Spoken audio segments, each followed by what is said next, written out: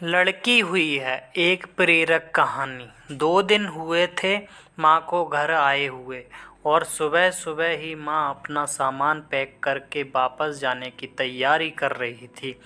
ऐसे ही तो ना आई थी माँ। बेटे के घर आने का कारण भी खास था। बहू की डिलीवरी हुई थी और दादी बनने का नसीब मिला था। माँ दौड़ी दौड़ी खुशी खुशी अपने कॉलेज छुट्टियां लेकर आई थी अपने पोते का मुंह देखने के लिए। देखो जूही, तुम्हें माँ की बातों से या किसी और की बातों से परेशान होने की ज़रूरत बिल्कुल नहीं है। मुझे कोई फ़र्क नहीं पड़ता कि मुझे बेटा हुआ है या बेटी। मेरे लिए यही बड़ी बात है कि मेरी बेटी स्वस्थ है और खुश है। बहू ने बेटे को नहीं, बेटी को जन्म दिया है। हालांकि माँ यह सब अपने चेहरे पर दिखाना नहीं चाहती थी, लेकिन उनका बर्ताव सारी बातें बयां कर रहा था।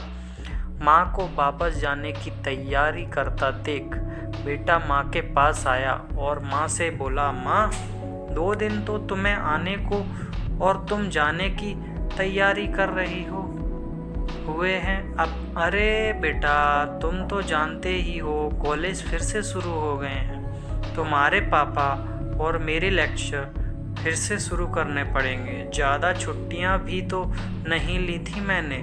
जाना तो पड़ेगा, लेकिन तू चिंता मत कर। थोड़े दिन बाद मैं और तुम्हारे पापा दोनों ही वापस आएंगे। अगले दिन सुबह सुबह माँ नहा धोकर जाने के लिए तैयार थी। बेटा किचन से चाय बनाकर माँ को दे है। माँ बेटे को बहू और पोती के बारे में पूछती है। बेटा कहता है दोनों सो रहे हैं। बेटे से कहती है खुशी की बात है बेटा, तेरे यहाँ लक्ष्मी ने जन्म दिया है। लेकिन मेरी मानो तो अब तुम और बहू मिलकर एक और बच्चा प्लान कर लो ताकि तेरी फैमिली पूरी हो जाए। हो सकता है मेरी बातें तुम्हें पुराने ज़माने की लगे, लेकिन थोड़ा प्रैक्टिकल होकर सोचो।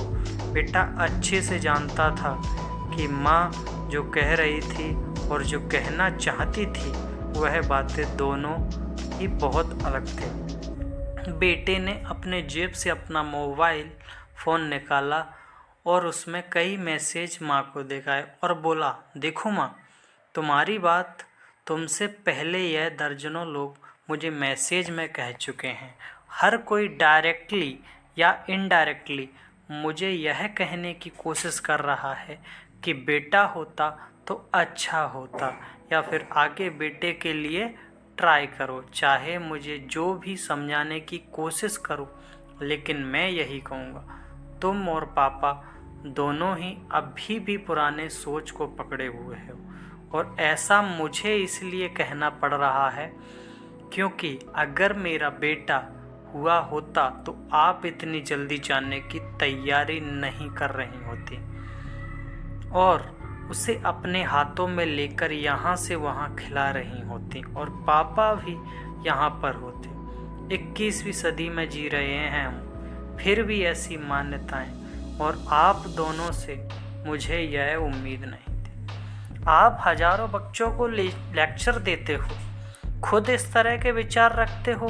अगर आप ऐसा मानते हो कि बेटा और बेटी दोनों होंगे तभी फैमिली कंप्लीट होगी, तो मेरे एक सवाल का जवाब दीजिए, मैं अकेला क्यों हूँ? मुझे कोई बहन क्यों नहीं? विचारों का समर्थन करना भी उसे ठीक नहीं लगा। यह सारी बातें बहू ने भी सुन ली। बेटे ने उसके पास जाकर उसका उतरा हुआ चेहरा देखकर उसे समझाते हुआ कहा, देखो जूही, तुम्हें माँ की बातों से या किसी और की बातों से परेशान होने की ज़रूरत बिल्कुल नहीं है। मुझे कोई फ़र्क नहीं पड़ता कि मुझे बेटा हुआ है या बेटी। मेरे लिए यह बड़ी बात है कि मेरी बेटी स्वस्थ है और खुश। चारू बोली, मैं माँ की बातों से या किसी और की बातों से बिल्कुल परेशान नहीं हूँ, लेकिन माँ, हाँ, मैं परेशान ज़रूर हूँ। मैं एक समाज सेविका हूँ और मैं हर दिन कई लड़कियों से मिलती हूँ अचरज की बात है कि मुझे आज तक एक भी लड़की ऐसी नहीं मिली जो कहती हो कि लड़की होने की वजह से उसे अलग तरीके से ट्रीट ना किया गया हो या कुछ सहना ना पड़ा हो। मैं खुद एक औरत हूँ और इस बात का अनुभव मैंने भी किया है।